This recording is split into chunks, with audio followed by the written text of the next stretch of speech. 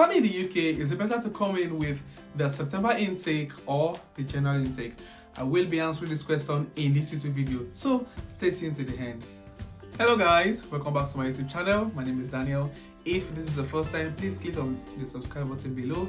On this YouTube channel, I share videos on how to travel abroad, I share videos on personal development, I share videos on how to move into the UK as an international student or an individual on tier 2 visa. So guys, if you are new here, please click on the subscribe button below. And if you're a returning subscriber, you guys are the real deal. Thank you for watching my videos. Thank you for the likes, thank you for the comments, thank you for sharing the videos to as many people in your contact, as this has really helped the YouTube channel to go. At the time I'm making this video, one of my videos already hit 1,000 views. Now trust me guys, it's really a big deal for me. I'm super excited on the growth rate of the channel. The channel as at this time is barely 1 month, and the number of subscribers, the number of views I get on my YouTube videos has really been encouraging.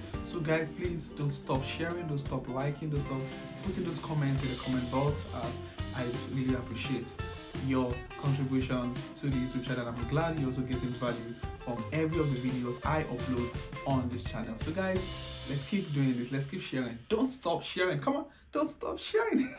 Thank you guys. So let's get started with this YouTube video. In this video, I'm going to be sharing with you which is better. Is it the September intake or the January intake? Now, as I've said in so many of my videos, now aside from choosing which course of study you're coming to the UK for, and also deciding which university you'll be studying in or which city in the UK you would love to live, it's also very important to decide which of the intake you'll be coming in with. Is it the January intake or the September intake? Now, majorly in the United Kingdom, there are two major intakes. We have the September intake and also the January intake. However, some universities also have the May intake. But in this video, I'm going to be making similarities and differences between the January intake and the September intake, as this is a very important point to put into consideration when making your plans to study in the UK, because each or either of these two intakes will influence how your study is going to go in the United Kingdom. So without further ado, let's get into the video as I share with you which is better. Is it the January intake or the September intake? So stay tuned to the video and let's get started.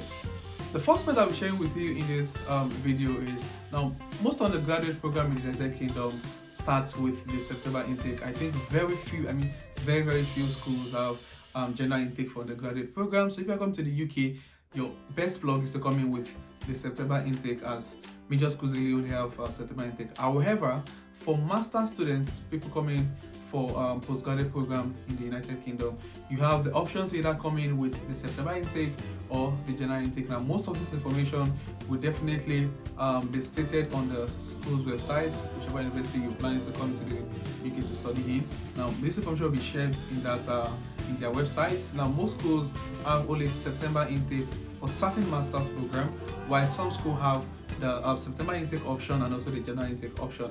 Now, for the graduate program, as I said earlier on, just September intake. I've really heard about or seen a school having new intake in January for the graduate program. It's usually for September intakes. Now, for postgraduate programs, you can have both the September intake and also the January intake, and the decision on which of this intake you'll be coming in with has to be strategic. You don't just decide that, okay, I'm coming for the September intake. You have to be strategic about why you're coming in with either the September or the January intake. The second point I'll be sharing is as regards part-time jobs. Now, of course, many international students are really keen on getting part-time jobs so as to meet up with the financial obligation of studying in the United Kingdom. Of course, trust me, you're going to have a lot of bills to pay when you visit the United Kingdom as a student. So it's also important for you to consider the likelihood of getting a part-time job if you're coming in with the September or the January intake. Now, trust me, for most September intake, now in major schools or almost all schools in the United Kingdom, more students come in with the September intake. So it means that if you're coming in with the September intake, getting a part-time job will be more competitive, because you have so many people coming into the UK at the same time fighting for the part-time jobs available. So more students will come into the UK for the September intake, meaning that it gets more easier to get a job, because most job opportunity will be opened in September. So it gets more easier to get a job coming to the September intake. However, depending on the city you'll be living in, it also get more competitive. Now, if there are fewer jobs in the city you're going to, it means that you have to compete with so many people coming in September to get the job. But if you are coming to cities that has a lot of jobs, loads of jobs available, it means that there's a likelihood of you getting jobs faster or quicker when you come in with the September intake. Now, if you start to come with the January intake, it means that most students in the September intake must have gotten most of the jobs.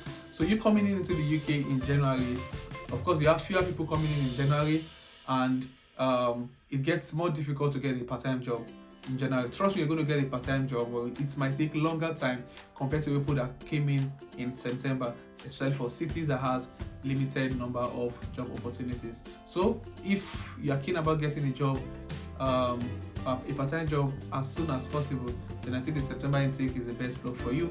However, if you've got enough information on the city you're coming to and you worry that there are more than enough part-time jobs available, then you can also decide to come in with the January intake, because there will be fewer number of people competing for the job. So the process will be shorter. When you have so many people trying to get a job, the whole recruitment process will take a longer time, shortlisting and all of that. But when there are fewer people coming in January, then you'll be able to apply with few set of people, and the shortlisting process might take shorter duration compared to those coming in September. Another thing you need to consider when deciding if you'll be coming in with the September intake or the January intake is full-time jobs. Now, I already talked about the part-time job. Now, for full-time jobs in the United Kingdom, now trust me guys, you need to be strategic. Now, this is an information I didn't have when I was coming to the UK, and I felt it's better for me to push it out there so that so many of you coming to the UK can have this information before deciding if you'll be coming in with the September or January intake. Now, most full-time jobs in the United Kingdom, for you to get them, there's a need for you to apply a year preceding the year you plan to start. Now, if you're coming to the UK, let me just use an example now. For someone like me, I came into the UK with the January intake. So this means I came into the UK in January this year, 2021. And if I was here for a 1-year program, it means that by January 2022, I'll be done with my program. Now, it is important that in the United Kingdom, when applying for a job, you must apply, as I said earlier, the preceding year before the year you'll be done with your program. Now, when I get into the UK in January, I was so busy with so many things, trying to settle down, getting accommodation, trying to get part-time jobs to foot certain bills that are outstanding. Now, most students who come in January don't get settled until probably June, July, August. And by that time, applying for full-time job when you are finishing your program, the first month of the following year might be difficult. Now, compared to someone that came in September, coming in September, you can apply for a job September 2020, planning to start September 2021. That's the way it works in the UK. Now, for me I needed to start placement in October 2020, this month. However, I came in January. So when I was applying for those placements, I was told that I needed to have applied October the previous year before I can get placements October this year. You can see how challenging it is coming in with the January intake. However, a student that came in September last year had already applied last year, so it was easy for them to start their placements October this year. So if your plan is to get a full-time job, which I'm sure is most students in the UK also have the same plan, then it's important for you to think of starting your program with the September intake, and the moment you get to the UK in September, you start applying for full-time jobs for the following year. Unlike in most countries in Africa, whereby you can apply any time of the year. Of course, there are so many jobs in the UK that can apply any time of the year. I know people that came in February and they were able to get a full-time job before the end of the year. But if you are planning to work with international organizations that has offices across the world, their recruitment is usually in September for you to start September the following year, because of the recruitment process and all of that. So for full-time jobs, I think September intake is the best block.